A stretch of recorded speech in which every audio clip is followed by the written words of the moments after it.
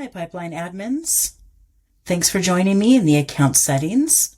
Today we're going to check out users. We'll start here in the org chart. The org chart is going to show the hierarchy of all users. We've got our executives here. They can see all records. Executives cannot be part of a team. We'll pop down here to teams. Let's look at the delivery team. Teams are made up of team leaders, team members, and read-only members. Team leaders, down here you can see their visibility. They can see all records around deals, all company records, and all people records. Team members, you can give them specific permissions. Here they can only see their own deals, companies, and people. This is where they can see their teams, deals, companies, and people, their team and their leaders, and their own deals, companies, and people, or you can have it set to global. I prefer global. This lets your team really communicate with each other around different deals, companies, and people. Super easy to add users. Click Add User, fill out first name, last name, their email, give them a role, team member, team leader, or executive.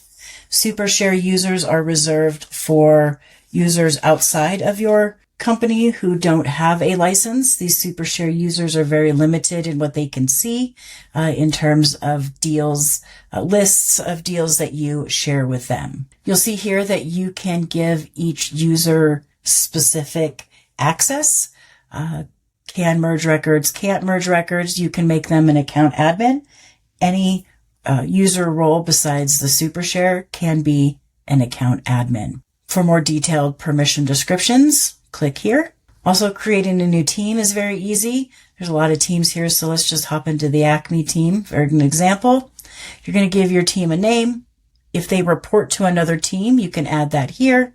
Add the members to that team, give them different visibility, and hit Save Changes. Moving on to active users. This will let you see, if we scroll down here, the last login. Are they a read-only? Are they an admin? And their roles. User security, you can see who is a back-end admin, if there's been any sort of authentication requested or filled out. And then it lets you track also your inactive users.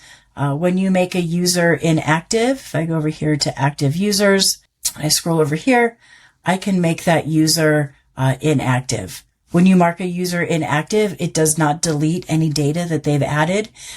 It leaves that open and it allows you to reassign now or reassign that data later. But again, you don't lose any of the data by marking a user as inactive. Quick add for those admins. If you want to add a user, if you go up here to the upper right corner, click this quick add, come down here, add user.